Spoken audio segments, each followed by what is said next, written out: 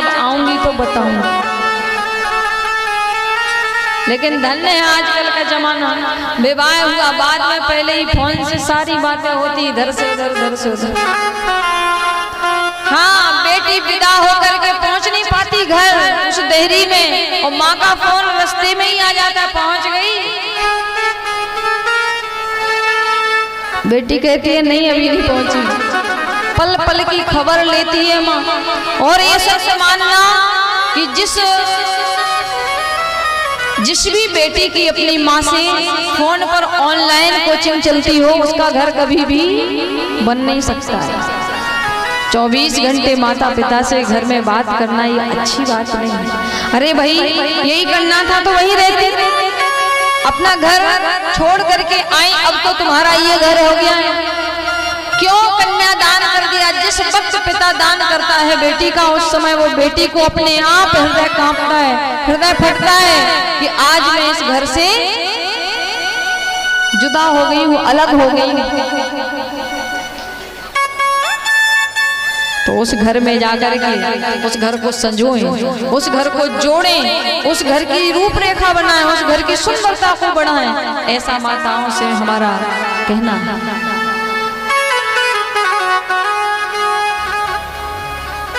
लेकिन भैया 2-4 ही महीना टिक पाती है बेचारी।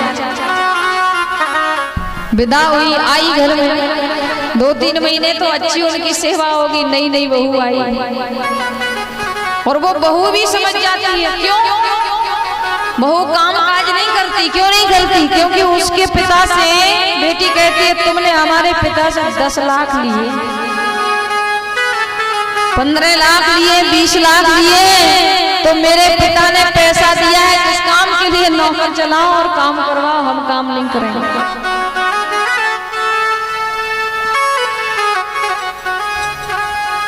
उसका एक ही डायलॉग रहता है कि मैं काम क्यों करूं, मैं तो वही अपने पिता के घर में नहीं किया, तभी तो मेरे पिता ने इतना पैसा दिया, इतना बड़ा घर ढूंढा है। मैं चाय बनाऊंगी, मैं रोटी बनाऊंगी, ना मुझसे नहीं होगा। कई घर ऐसे हैं जिनकी बहुओं को भोजन बनाना ही नहीं आता, शहरों में कई जगह देखा है।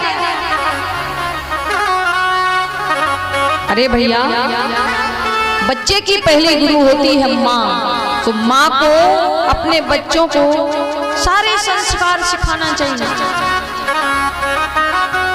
किसका बच्चा किसको प्रिय नहीं होता, किसको प्रेम कौन प्यार नहीं करता अपने बच्चों को? सब करते हैं, सबको बराबर प्रिय होते हैं। लेकिन दुनिया में, संसार में कैसे रहना, मर्यादा में कैसे रहना, ये भी सब सिखाओ। दशरथ जी ने कहा जनक जी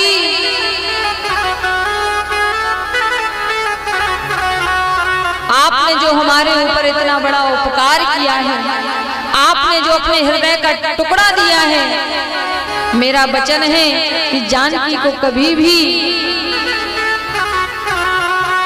ये मन में भनक नहीं होगी कि मैं जनकपुर में हूँ या अयोध्या में हूँ। इतना प्रेम मिलेगा, इससे आप निश्चिंत रहिए। तो यहाँ कौशल्या भरत जी से कह रही हैं कि जो दशरथ जी महाराज आपके पिता महाराज वहां वचन देकर के आए थे कि तुम्हारी बेटी को कभी भी पांव कांटा नहीं लगेगा, आज वो जंगल में ना जाने कैसे रहती होगी। मैं उनके पिता को क्या मुख दिखाऊं, क्या बताऊं, क्या सोच रही हूं।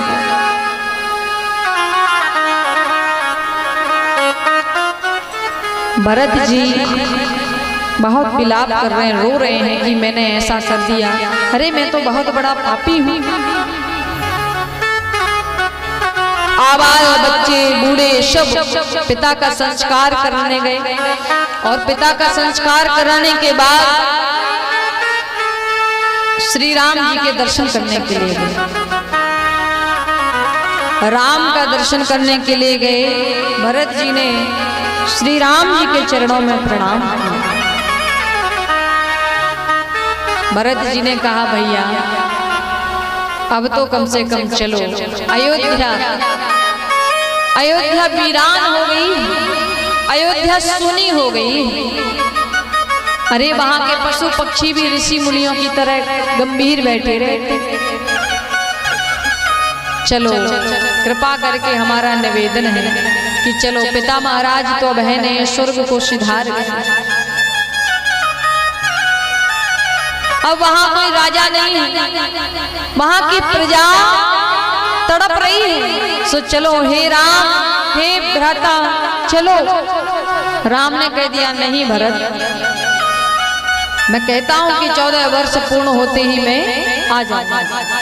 लाख प्रयास करे, भरत जी ने बहुत मनाया लेकिन राम जी नहीं माना, एक भी बात नहीं मानते। एक बार कह दिया सो कह दिया, दोबारा कहने का अवसर नहीं।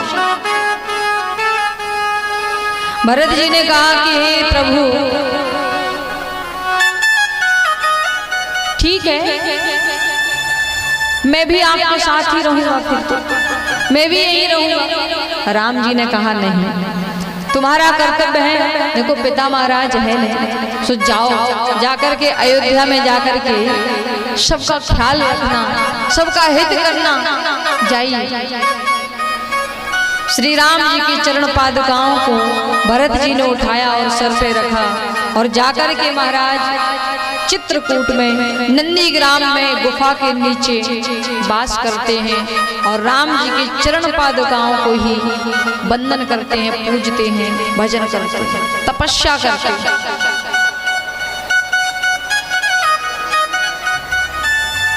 14 वर्ष तक अयोध्या में किसी ने दीपक नहीं जलाया, 14 वर्ष तक किसी ने अपने द्वार पर बंधनवार नहीं बांधी, 14 वर्ष तक किसी ने भी अपने बेटे बेटी का विवाह नहीं किया।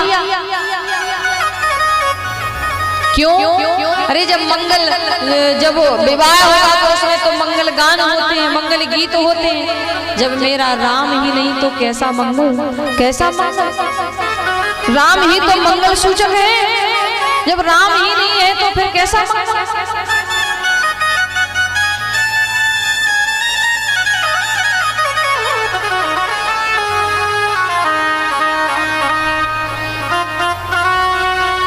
प्रभु श्री राम जी धीरे धीरे फिर चलते हैं वहां से।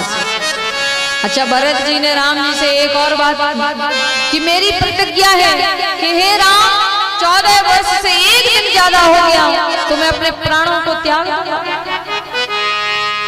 14 वर्ष से ज्यादा आप रुके आए नहीं तो मैं अपने प्राणों को त्याग दूंगा। राम जी ने कह दिया जाओ, मेरा वचन है कि मैं 14 वर्ष होते ही शीघ्र आ जाऊंगा, 14 वर्ष से ज्यादा एक दिन भी नहीं होने दूंगा, आ जाऊंगा।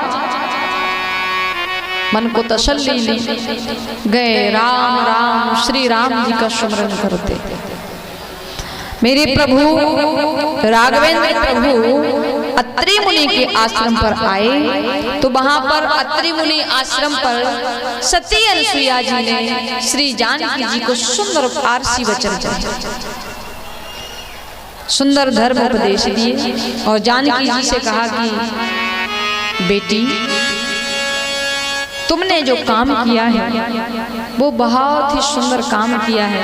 एक नारी का, एक पतिव्रता नारी का कर्तव्य यही है कि वो अपने पति की दुख में सुख में सहायता करें, सम्मिलित हो, उसी को सच्चा रिश्ता कहा जाता है।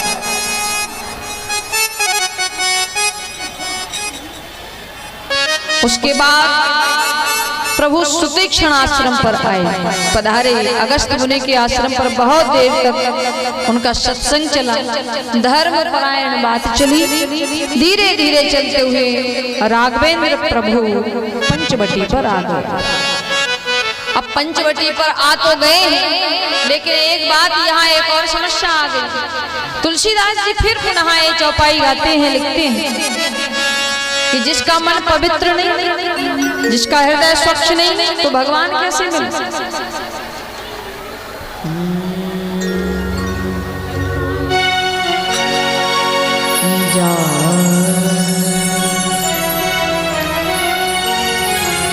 प्रभु श्री राम जी के सामने कोई भी आवे,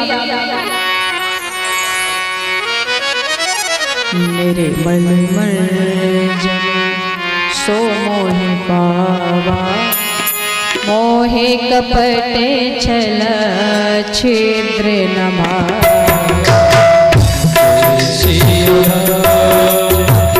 जय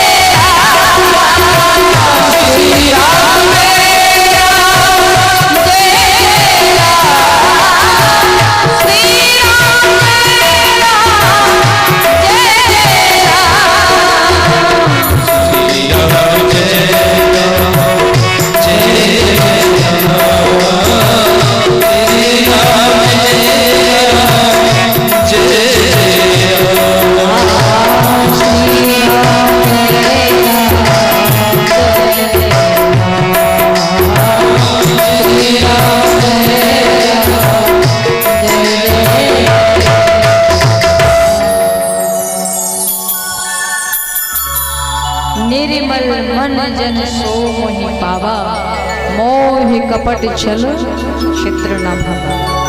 यहाँ पंचवटी पर ध्यान से सुनना माताओं बहनों, बहुत अच्छी कथा है ये, आप लोगों के काम की ज्यादा है।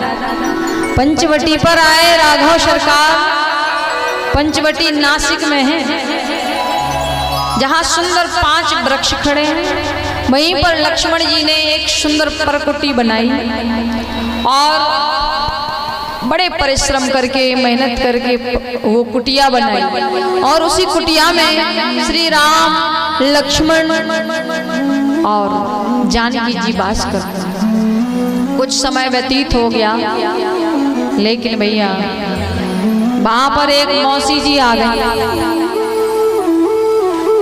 कौन आ गई है? दादाजी शूर्पणखा। शूर्पणखा आई। कैसे आई? शूर्पणखा आकाश में विचरण कर रही थी, आकाश में उड़ रही थी। प्राचीन भारत का विज्ञापन इतना विचित्र था, इतना तेज था कि लोग आकाश में उड़ते थे।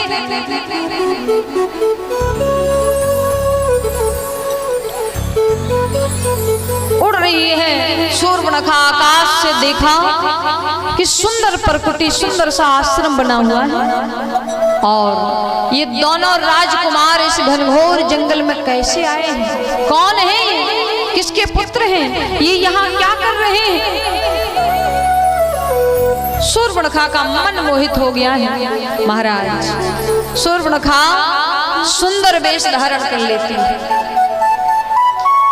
शूर्पणखा का जो असली स्वरूप है उसको छुपा लेती है, और महाराज सुंदर स्वरूप धारण कर लेती है, वेश धारण कर लेती है। श्री राम जी के समक्ष आकर के खड़ी हो जाती है।